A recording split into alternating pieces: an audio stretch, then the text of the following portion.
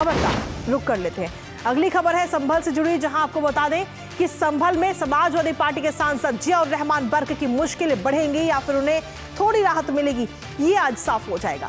दरअसल बर्क पर आरोप है कि उन्होंने विनियमित क्षेत्र में बिना प्राधिकृत नक्शा पास कराए ही घर का निर्माण करा लिया है, जिसको लेकर प्रशासन अभी तक 3 नोटिस भी बर्क को जारी कर चुका है।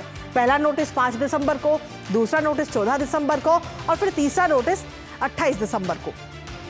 बीते गुरुवार की अगर हम बात करें तो एसडीएम कोर्ट में नगर पालिका ईओ और जेई ने रिपोर्ट दाखिल की थी, जिस पर सांसद के जो अधिवक्ता है, जो वकील हैं, उन्होंने इस रिपोर्ट पर आपत्ति लगाने के लिए कहा। फिलहाल अब आज इस पूरे मामले पर सुनवाई होनी है, करेंगे चर्चा, लेकिन उससे पहले आपको दिखाते हैं कि आखिर ये पूरा मामला क्या है।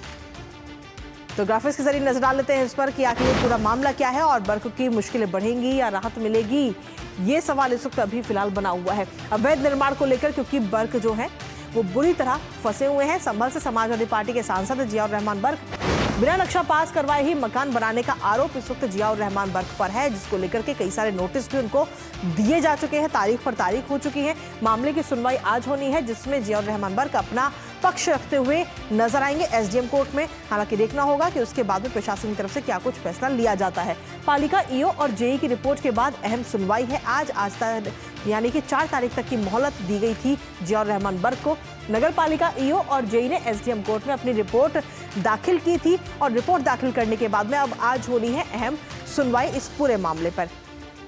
इससे पहले अगर हम देखें तो 23 जनवरी को बर्क के वकील ने रिपोर्ट पर आपत्ति जताई थी, लेकिन उसके बावजूद भी चीजें साफ नहीं हो पाई।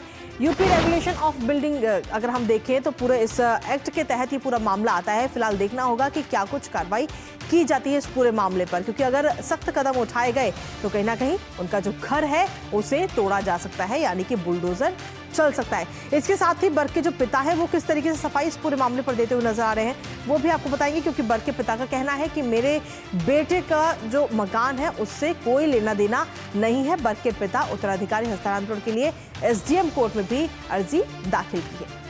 तो ऐसे में सवाल सीधा बन रहे हैं और इसी पर ताजा अपडेट ले लेते हैं। इस वक्त हमारे साथ हमारे सहयोगी विकास इस वक्त जुड़ रहे हैं, सीधा उन्हीं का रुख करेंगे।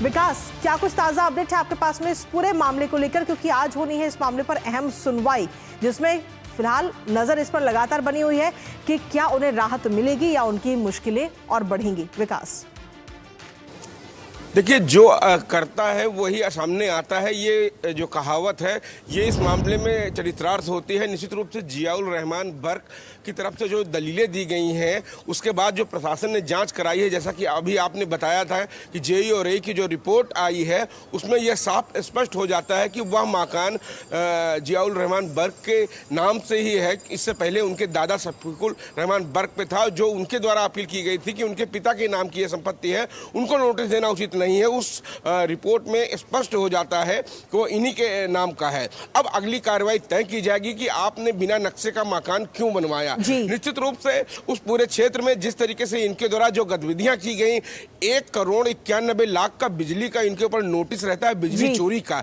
एक सांसद होकर और इनके पिता, जिनके दादा खानदानी रूप से यहाँ पर बड़े ओहदा रखते थे और इस तरीके के मामले की जनता कनेक्शन लेकर अपने घर परिवार का बिजली चलाते रहे हैं, बिल्कुल ये दिखाता है किस तरीके से अपने रसूख का फायदा इन लोगों ने उठाया, इनके परिवार ने उठाया। और अब जबकि बिना नक्शे के मकान का मामला सामने आ गया है, निश्चित रूप से आगे की कार्रवाई अब तय की जाएगी कि किस तरीके से आगे की प्रक्रिया जारी रहेगी। आज उनके जवाब दाखिल करने का अंतिम समय है और आज के दिन एसडीएम कोर्ट से कार्रवाई तय होगी कि उनके ऊपर प्लांटी लगाई जाती है, बुलडोजर की कार्रवाई की जाती है, क्या कुछ किया जाता है, आज ये तय हो जाएगा। लेकिन यह स्पष्ट हो जाता है यह मामला रिपोर्ट के अनुसार उन्हीं के नाम का था। ये फिलहाल विकास, आप इस पर अपनी नजर लगातार बनाए रखिएगा, जब ये सुनवाई होगी तो इस पर नजर बनाए रखिएगा। लेकिन फिलहाल बहुत बहुत शुक्रिया विकास।